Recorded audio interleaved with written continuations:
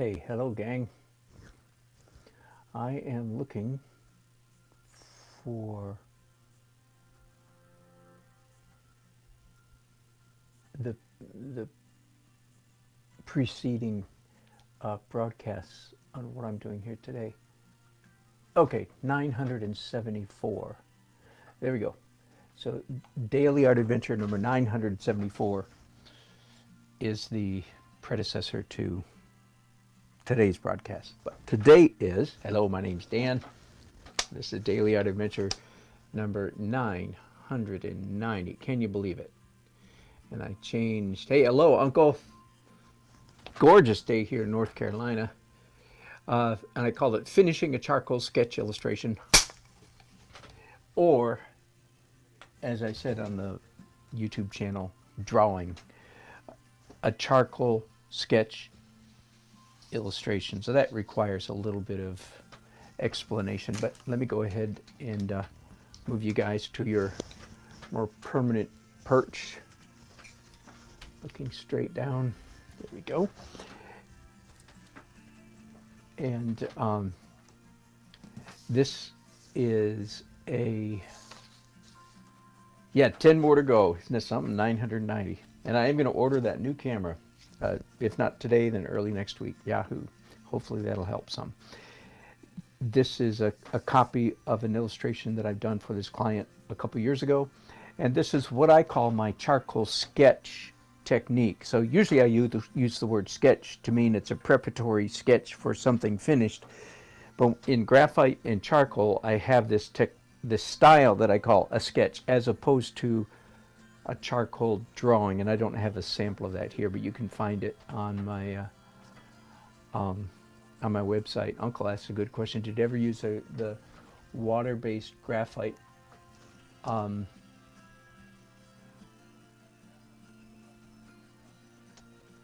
you mean the little packets, or the little, not a graphite pencil?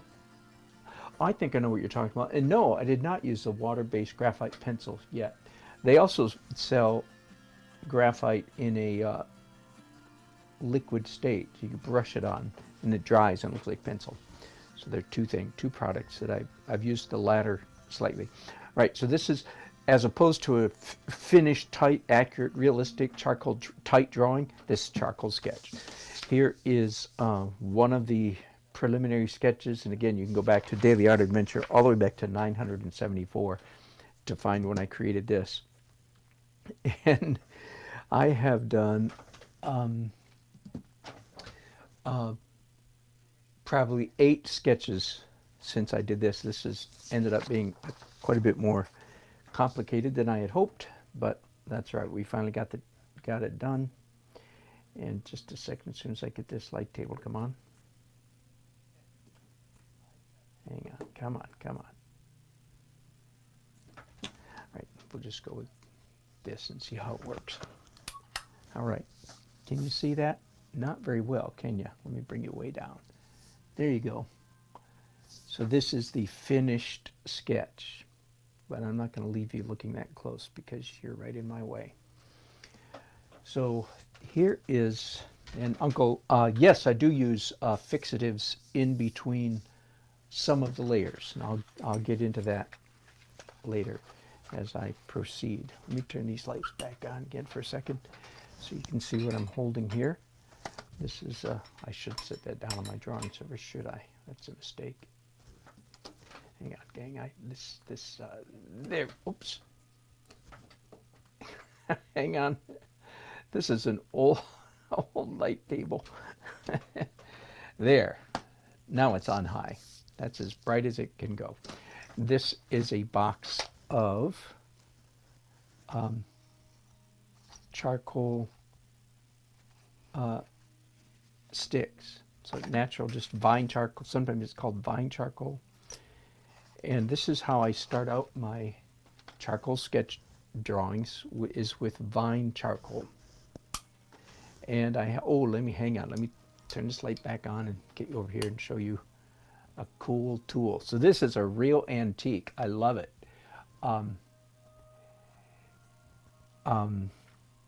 This is a brass charcoal older, and I have no idea how old it is.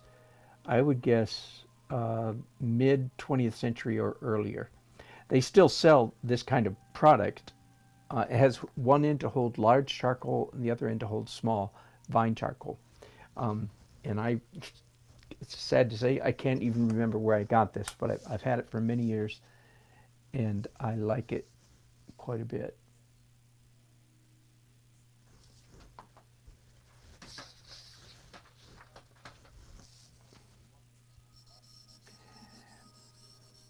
And yes, David, you're right. With those many changes, I should have charged by the hour. You're exactly correct. Oh boy. Oh boy, this has been one of those jobs. I'm making minimum wage on this project. Oh, oh well. The good news is I enjoy creating, eh? All right, so I'm already demonstrating for you, making a few changes, by the way. When I got this out today, I went, nah, I think that boat needs to be narrower, shallower, lower in the water, perhaps you could say. Now, normally, I do my rough sketches with this vine charcoal. Vine charcoal is very, very soft, and that is germane. That is key to the way I use the way I use these products. You'll see in a minute. It's very soft, and it's not terribly dark. It's really would have to be described as dark gray, not black. That vine charcoal is not very black. It's actually dark gray. And normally, if I was doing a charcoal sketch that hadn't required so many rough sketches, I would in fact be doing the rough sketch with this vine charcoal. But in this case, I'm just tracing over my pencil illustration again because it took so many attempts to get it ready. So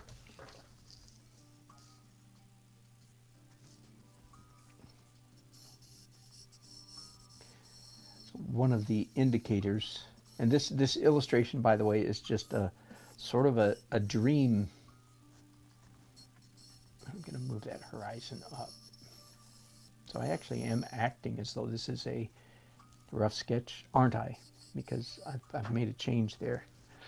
And this is just actually an illustration that I'm doing for a private citizen, if you will. It's not an ad agency, not a corporate client, just an ordinary person that wanted me to draw her dream, so to speak. Hello, Pink Haze Pie. Good to have you on board. Once again, here's the finished illustration. And yes, David brings up the conventional use of the vine charcoal is in fact to draw underneath an oil painting. I have one oil painting. Years ago I did a broadcast on doing a charcoal drawing under an oil painting, and it's actually been a surprisingly popular, surprise to me anyway, surprising that it was that popular.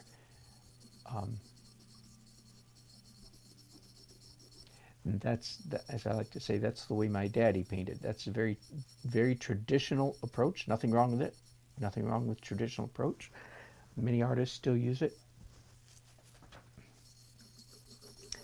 That is to say, using a vine charcoal to do a sketch under your oil painting is a very time-tested and appropriate approach to oil painting. I don't usually do it, of course, because I do all my crazy, not time-tested stuff, right? I do all my craziness. At least I have the sense to acknowledge that what I'm doing is unconventional. Okay. So in a minute here, you're going to see why am I doing all this stuff in soft vine charcoal. This is a technique that I made up some years ago. I don't know anybody else that does what I do, so this is another one of those crazy Dan Nelsonisms. Give it a try if you want. All right, so I'm done, perhaps, with the vine charcoal. Let's turn off these lights and get a slide in front of the paper so you can see it better. It is definitely fast shading, definitely. But here comes the crazy part. Now, before I do this, this is just a piece of Kleenex tissue. Could be toilet paper. I don't think so.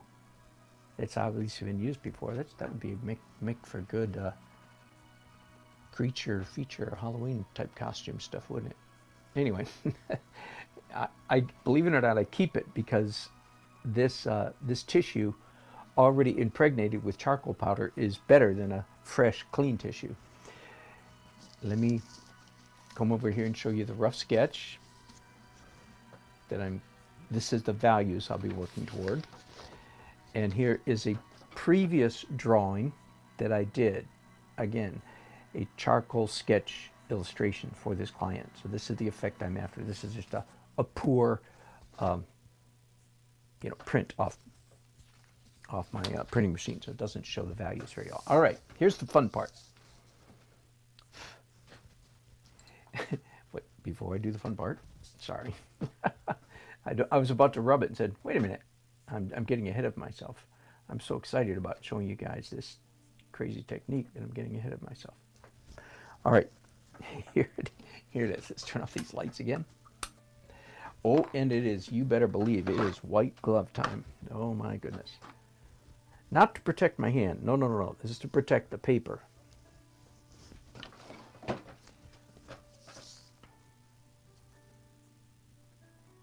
And I have here a medium charcoal pencil. Now you can't see it very well because of the darkness. Just a regular General's charcoal.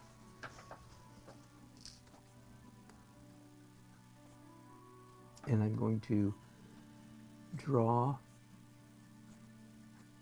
the whole drawing again.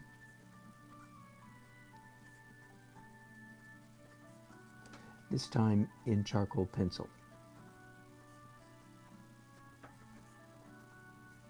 And of course, it's hard to see my earlier lines, but I can barely see them, and I pretty much know where they go anyway.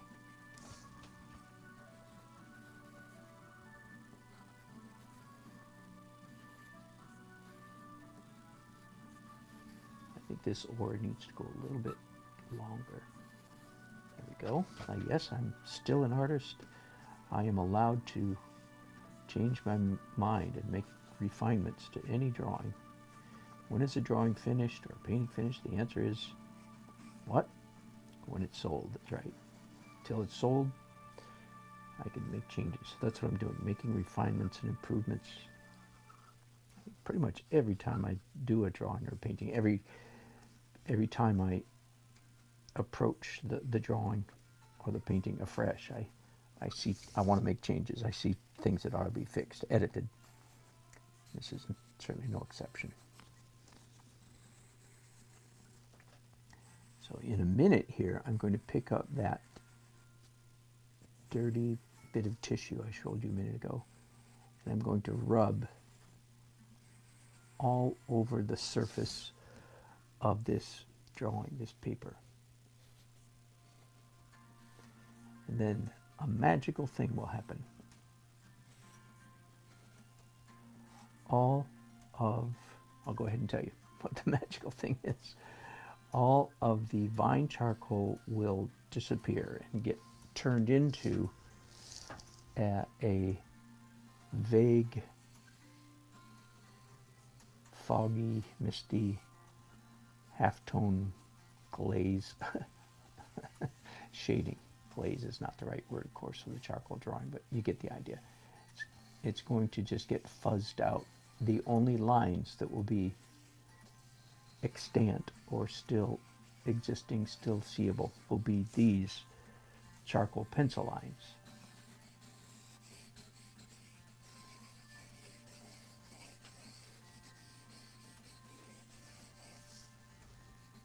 So you are seeing, of course, what my client asked me to show. We went through several sketches before she settled on this one, and then made several modifications to it after she settled on this one. She is adrift in a foggy, dark lake, without any direction. All right, cheery, eh? All right, now let me back up as far as I can. Here's what I want you to see.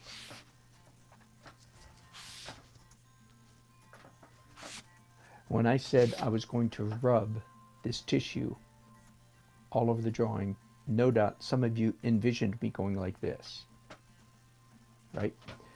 But that would be horrible, because that would produce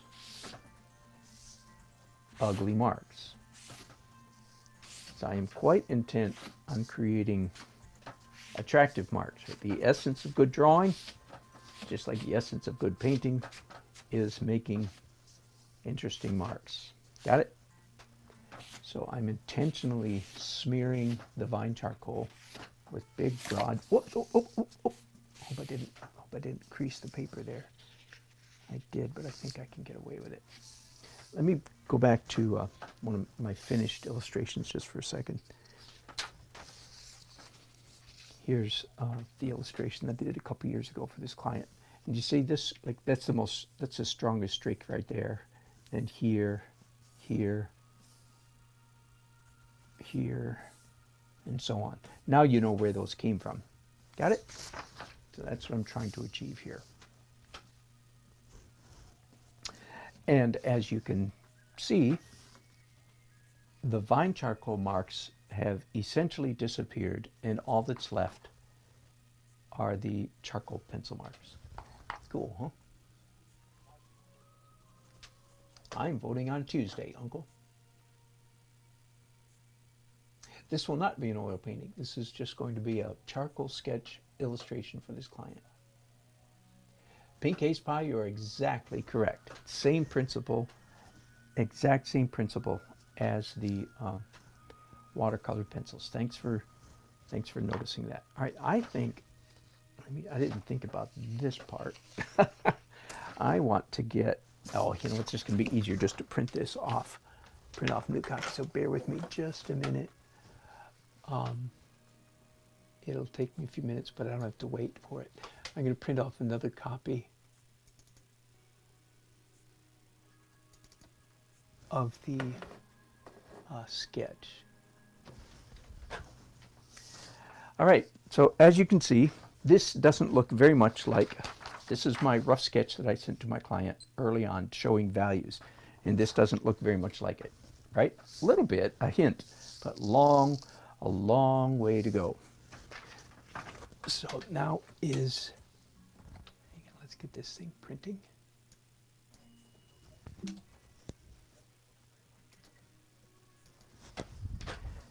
I now start working toward the values I want. And I'm going to pull up some of my other tools here. This little jar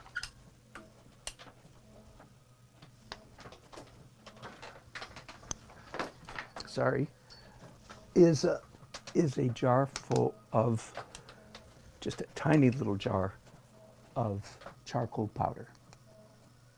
I have a big jar somewhere else in my studio.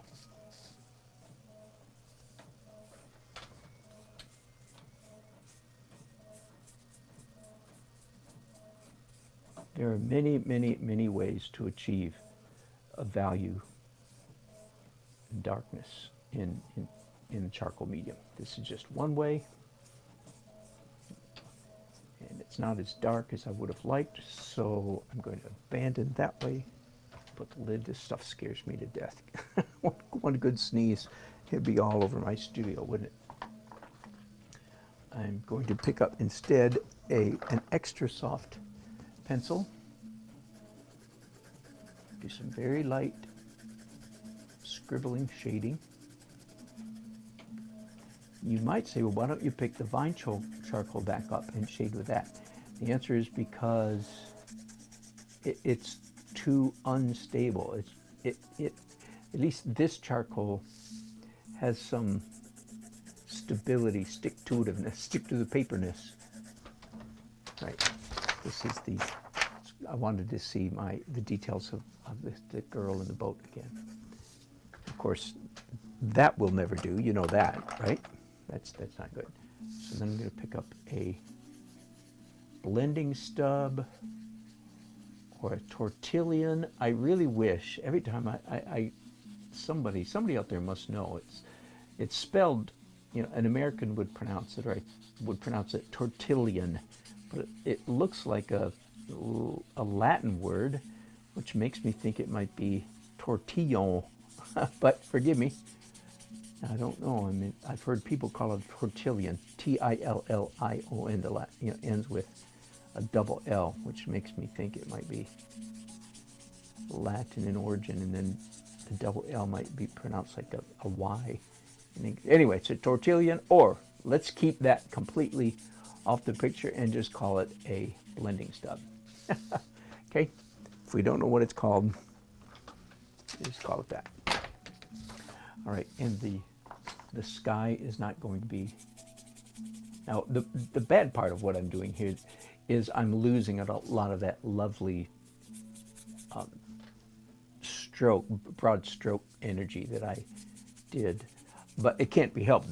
The reason it's going to be minimal in this illustration is because the overall illustration is so dark. But I'll try to, as you can see me doing with my brush here, try to retain some of that wonderful abstract energy.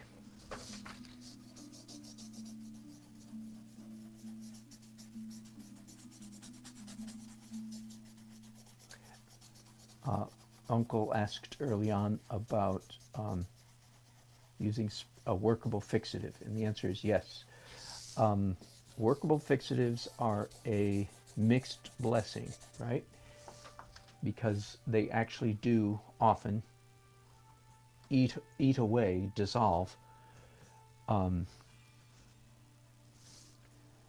the medium, especially pastel, right? You have to use workable fixative in a very reserved manner in pastels. Charcoal is a little bit more stable, but still not very stable. So often when you use a workable fixative, you will use it, and in this case I would use it primarily, especially down here in the foreground water, to get the value darker. It's hard with charcoal to get a number 10 black without using a workable fixative and doing more than one layer of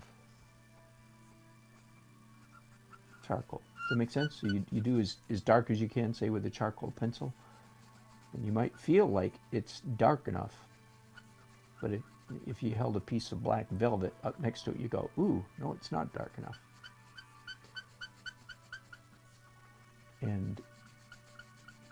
But if you will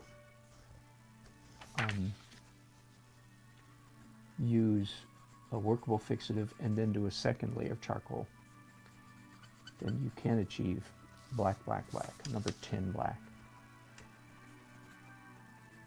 And then the last layer, you do not spray fix. You don't fix the last layer of charcoal. You leave it. It still has to go behind glass.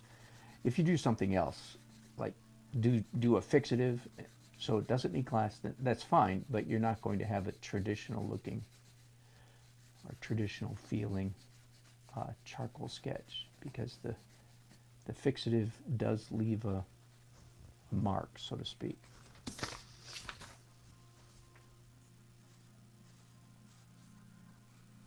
So once again, if you use fixative, you use it at an intermediate state and then do charcoal again on top of it. But I am far from using a fixative on this illustration. Now, as I'm going to do a lot of blending. Oh, and by the way, I have other tools at my disposal for blending. One is again I can use this tissue. Another is a chamois, which is a little bit like an eraser.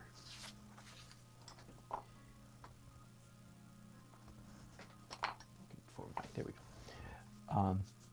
But I'm going to be doing a lot of erasing in my charcoal sketches, especially my charcoal drawings.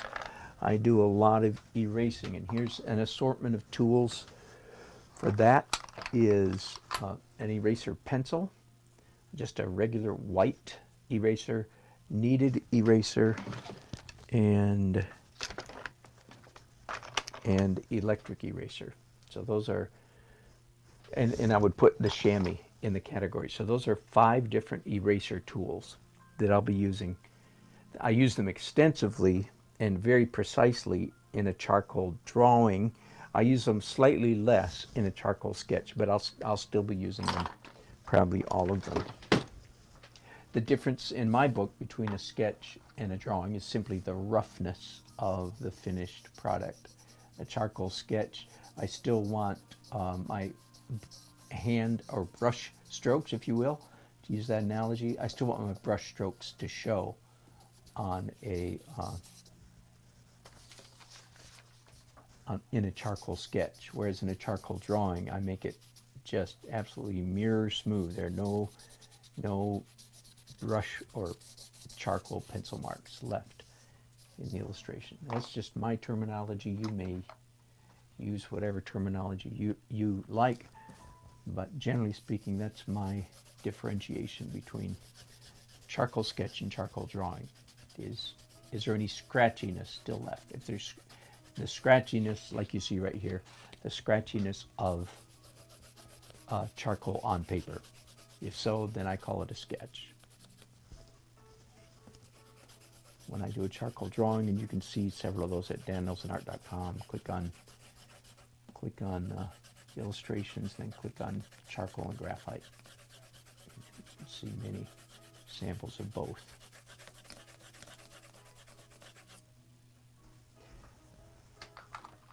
Here's a tool I use a lot, a little pencil sharpener. Here's it, just for what it's worth. I wish somebody told me this years ago. I use these all the time.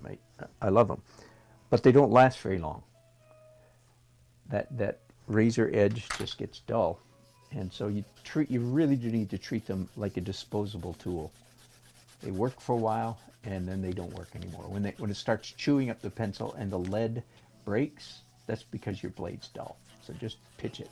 Typically, when I buy a handheld little pencil sharpener like that at an art store, I'll buy 2 or even 3.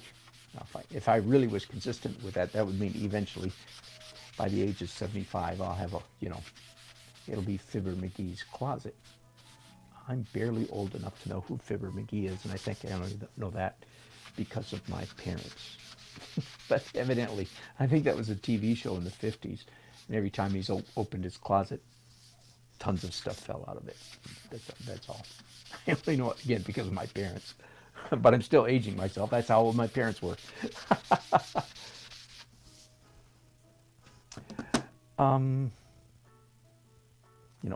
The question here is, how smooth, how rough, right? And at the moment, that's more brush stroke, quote unquote, more pencil marks than I want to see. I want it slightly smoother than that. And again, that's partly because this is the sketch that I showed my client, so this is what she's expecting. I don't want to get too far off. I'm going to turn it upside down so that the curve, the natural curvature of my motions doesn't get, your hand goes like this in an arc, right? Even though I'm trying to work against it. Still, your hand has a natural tendency to make natural marks. So I'm turning the pencil upside down. I mean the page upside down, so that in fact that I won't make repetitious bad marks. I call them ergonomic strokes. Strokes that fit your ergonomy. Strokes that fit the way your bones, ligaments, muscles are constructed, right? Again, the windshield wiper is the number one bad ergonomic stroke. So I'm, again, turning the page upside down to mitigate against that, to try to avoid having that repetition.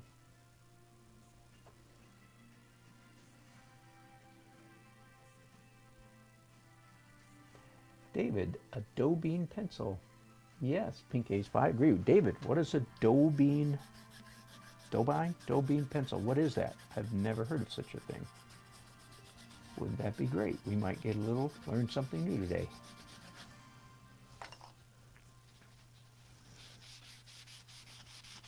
Once again, I'm using this already used tissue to do big broad blending. There, that's better. Again, I'm not going to try to eliminate all evidence on pencil strokes. I just want it at a certain level and not beyond. Now, if that's the darkness of the water, how dark are the trees? Yeah, I think that's about right. And it'd be okay with me if the trees were actually even more smooth than the water, because the water having lines in it just makes sense, doesn't it? The trees, however, are supposed to be just misty background. And I'm anxious to get to some erasing with you guys, because that's really a fun part. I'm using a piece of paper here to protect the drawing. Same thing, the glove to protect the drawing. All right, in my opinion, here's where it starts getting fun. When you start drawing with the eraser, adding light, coming back in to the illustration with light, almost white, not quite. I'd have to rub pretty hard to get. Here's another tool. Let me show. Hang on. It's a great big brush. That's just for getting rid of eraser crumbs. I find that very helpful.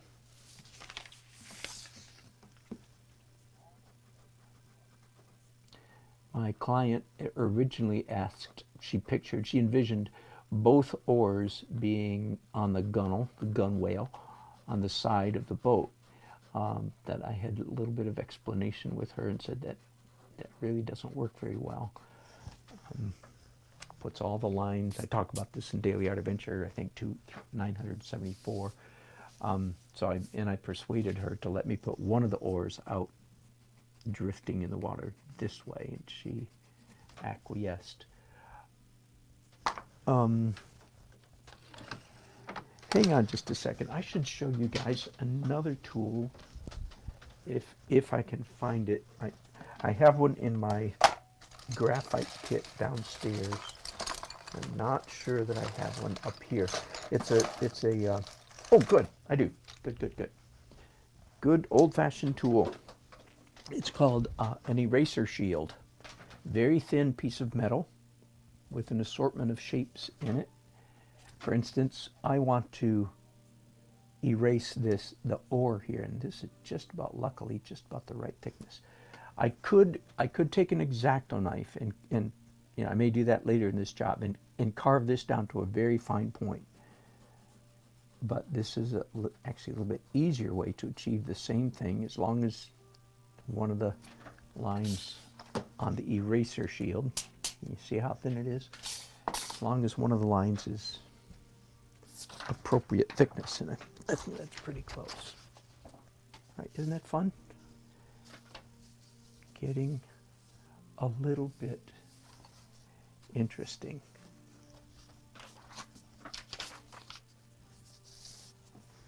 Visually interesting, of course, I'm referring to.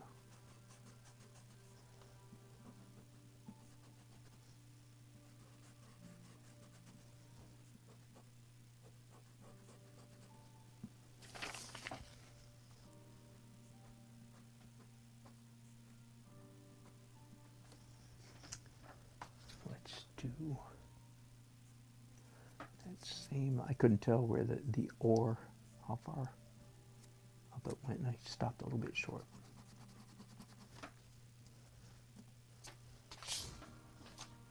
And you see how I'm using this great big brush. It doesn't have to be that big, but I like it. It just seems like the larger the brush is, the more, the cleaner, the less danger there is of it leaving a mark. So I certainly don't want the brush to leave a mark. If it did, I would just have to incorporate it into the drawing in some way, right? But I'd rather not have to mess with it.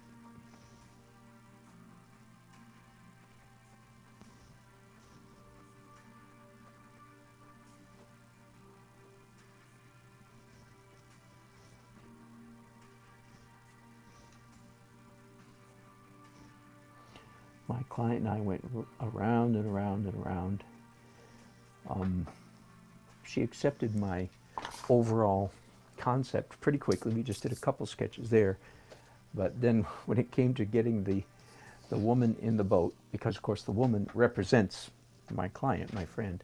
All right, let's just partly just for teaching purposes, but also I think that I'm going to just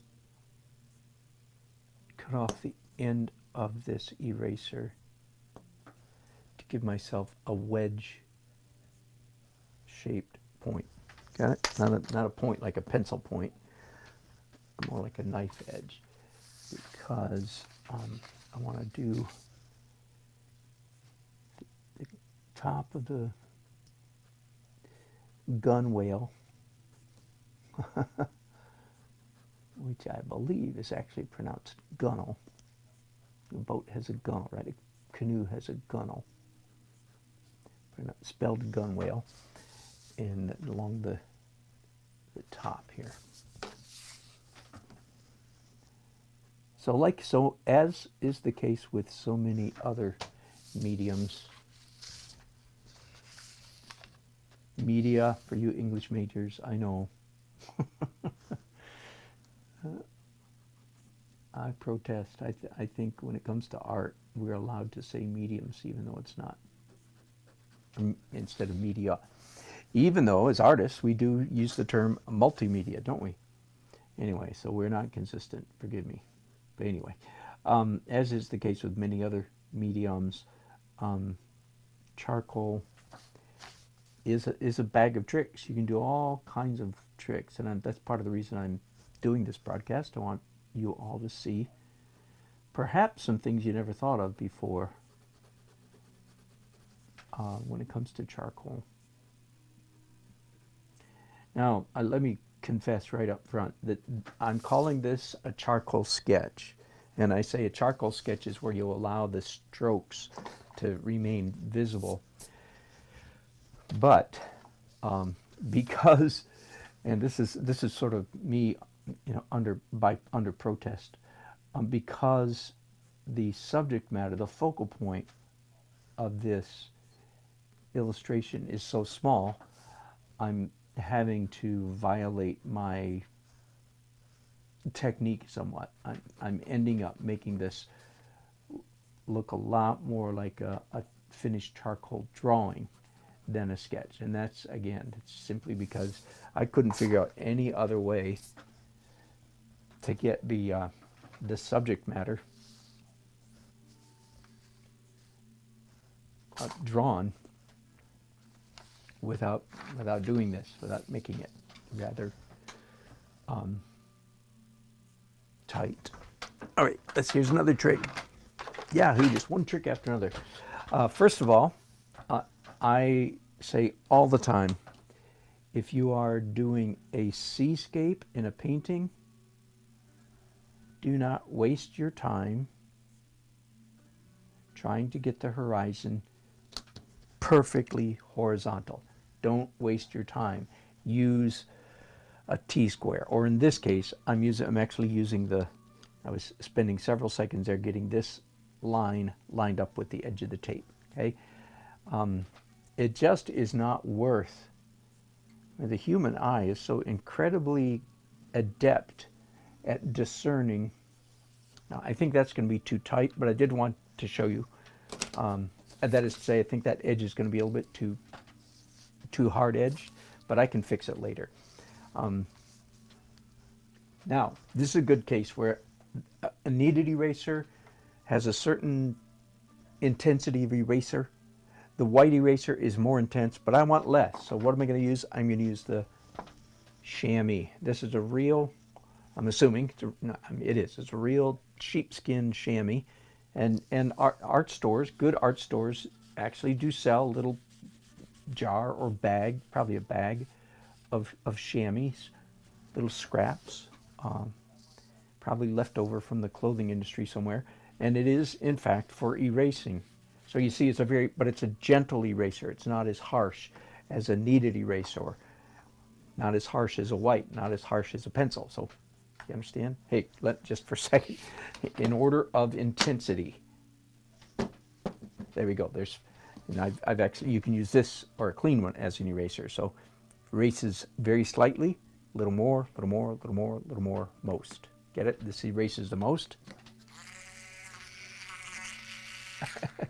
And then less and less and less and less. So that's why you have all these tools, because they can all save you time and get the effect you want at the right moment.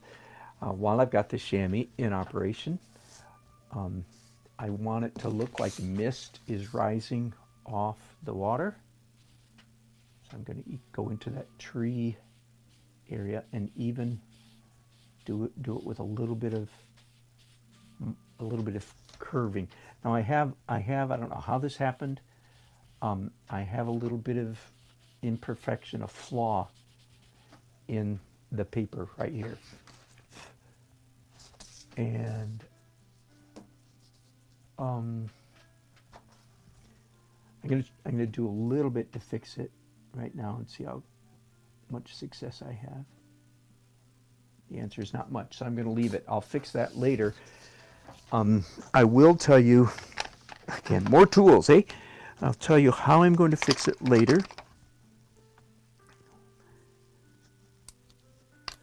I am going to put a typical standard number 11 X-Acto knife blade in my X-Acto knife holder, okay?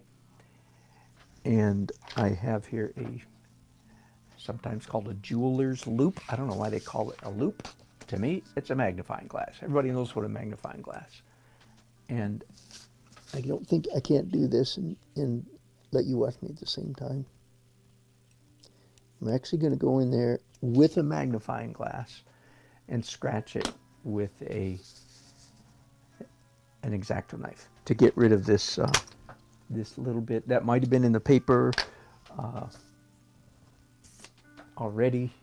Anyway, so just to show you how I am going to fix that later on. But I'm going to do that later in the process, because if I fix it now, that little bit of the paper will be roughed up.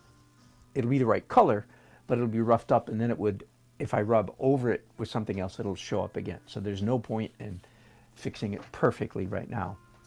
But I'm glad it happened, because it gives me an opportunity to show you how I would fix that. I'm going now back. I just used chamois to do some erasing.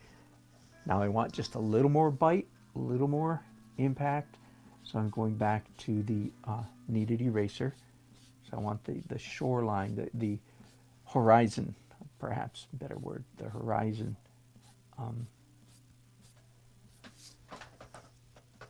Right?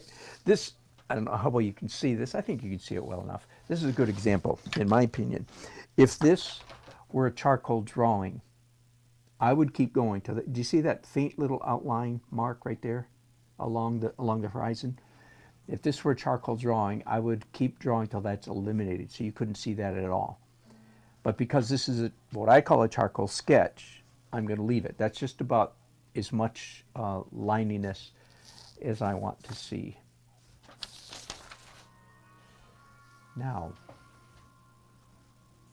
by the way, you cannot use tape, of course, to mask in charcoal because the tape will pull up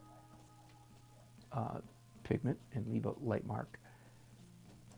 I'm trying to get the back of the boat slightly lighter than it was. Hey, just for fun, I don't know how much longer I'm going to broadcast. I mostly just want you to see.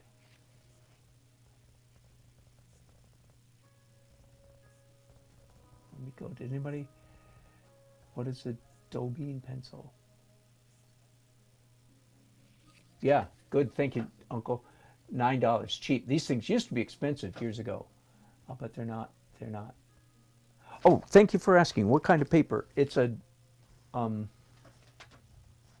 drawing paper. Did I leave it? Yeah. Oh, good. Here we go. Strathmore 400 series. That means Strathmore goes 1, 2, 3, 4. Is there a 500 series? I can't remember. Anyway, pretty high quality drawing. Thank you for asking. That is a very good question. And I should have mentioned that before now.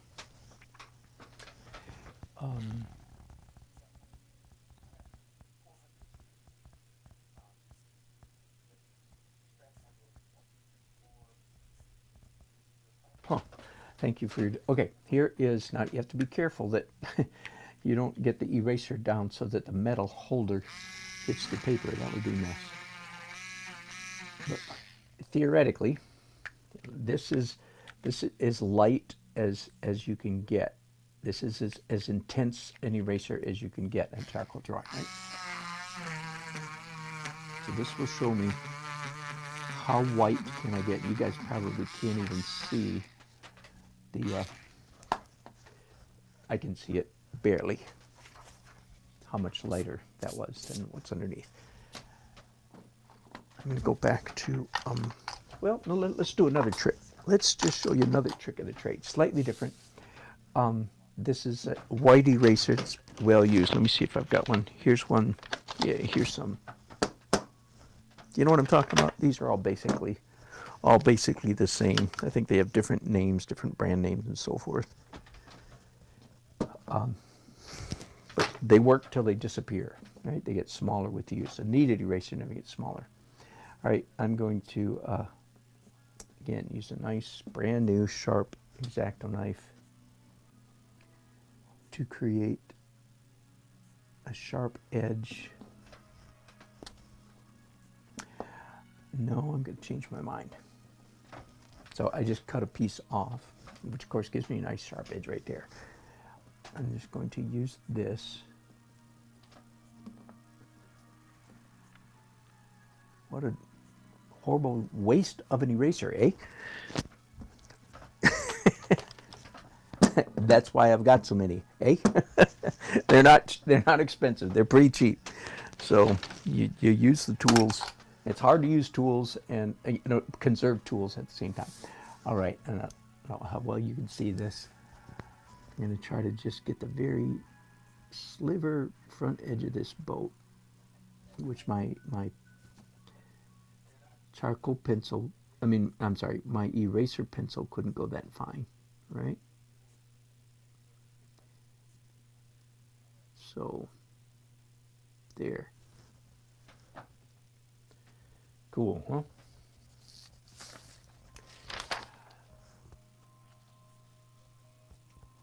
Let's stop erasing for a minute. This is the way, for me anyway, the way charcoal works. You go back and forth, back and forth, back and forth. Light, dark, light, dark, light, dark. Same as my painting technique, really, right? Light, dark, light, dark, light, dark. And so now I've put down let's put the lightening effect, erasing effect away for a while. And let's come in here and push some of the darks. Almost dark enough, but not quite. So if this looks like fun to you, you're paying attention. It is fun. I think it's great fun. Already back to the eraser on the top edge of this bench does not need to have that dark line there at all. That would be a good lost edge, actually, wouldn't it?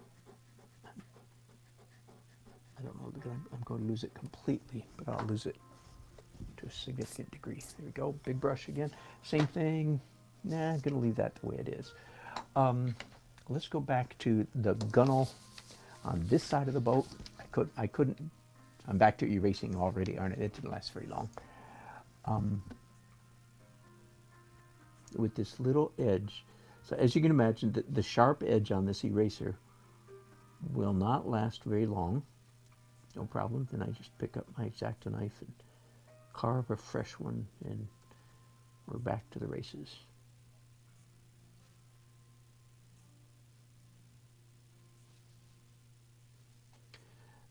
I've really only, I think, had one commission in my life that demanded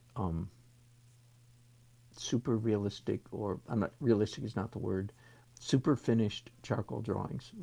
10 years ago, maybe 9, 8.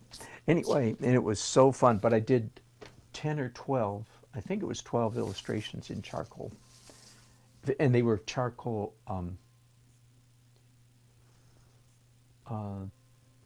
forgive me, charcoal drawings.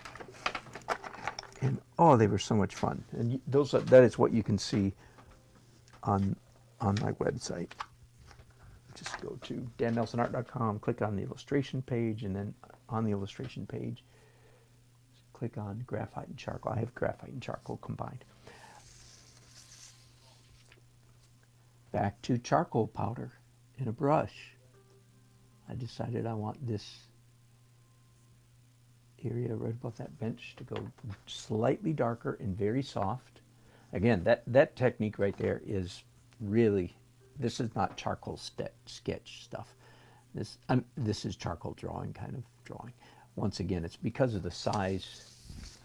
See, so I just let me point. I don't know if you can even see what I did. I just made this little halftone area going down to the to the light part of the bench. And then let's take a highlight along the edge of the bench. Maybe as light as I can get.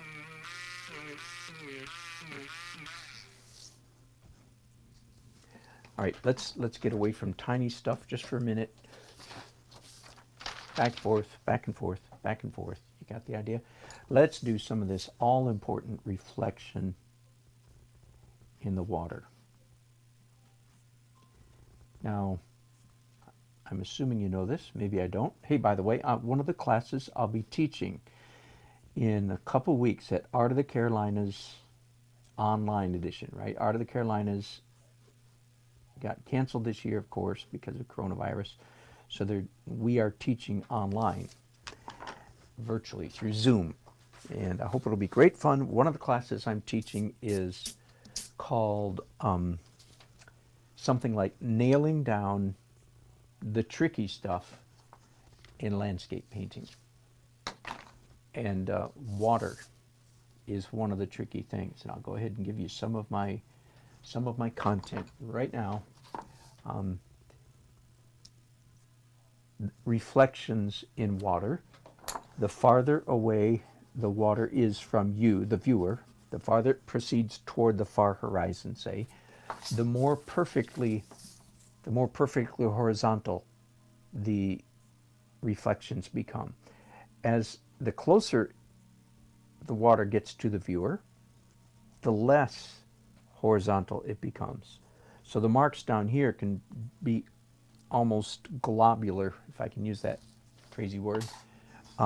Whereas see right up here close to the boat, they're pretty horizontal.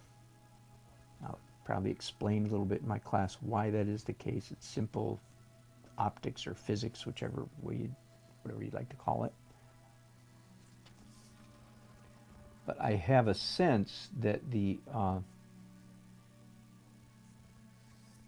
reflections in this water, and as you can see, I'm not using any reference. I'm just operating out of my reference file as to what water looks like.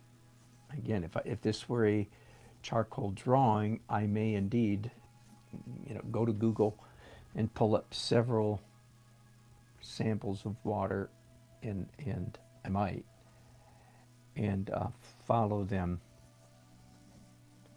more to make it more realistic. But this is a sketch technique, and I think this is realistic enough for this particular assignment. See, so down here I have lines going at quite an angle, and the farther away from the viewer they get, the more perfectly horizontal they are. The same thing is true of grass in a field. The same thing is true of mountains in the distance. You know, the further away the mountains are, the more horizontal they become. The closer they are, the more vertical they can become. The furrows in a plowed field will do the same thing. I am not going to, I'm not done down here. Let's use a different tool, because the reflections down here closer to the viewer are also wider, fatter. The farther away from the viewer the water is, the skinnier the reflections become. So the reflections become more horizontal and more skinny. By the way, this big dark shape right here is actually a trick, so to speak, a trick that I employ in anytime I paint water.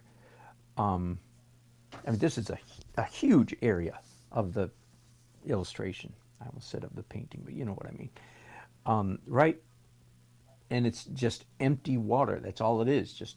So it would be quite a mistake, in my opinion, to render this water as even though if I had it go from dark to light, which it clearly is doing, but it would be a mistake not to have some kind of pattern. So this, if I'm assuming you're seeing, this is in my sketch, see? It's a classic Z pattern. Boom, boom, boom. Classic. Nothing tricky, esoteric about that. It is straight up art professor,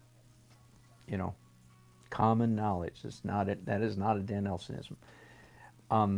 Then you might say, well, what's causing that dark shape? Well, the answer is, who knows? It's water.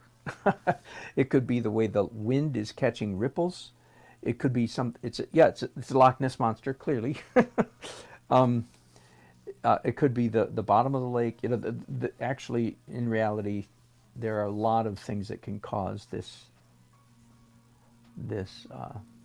gradation or variation in the darkness of the lake. I think really the way the wind catches the water would be the most likely.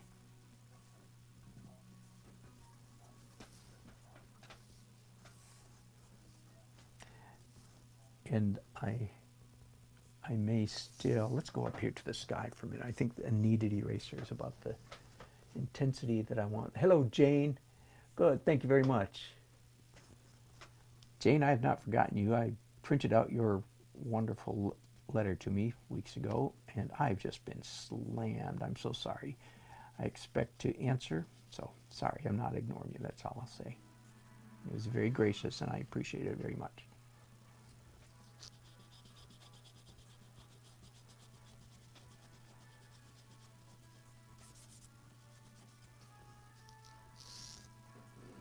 My client was quite clear that she did not want the background to be, the trees back here to be like a landscape. She did not want it highly developed.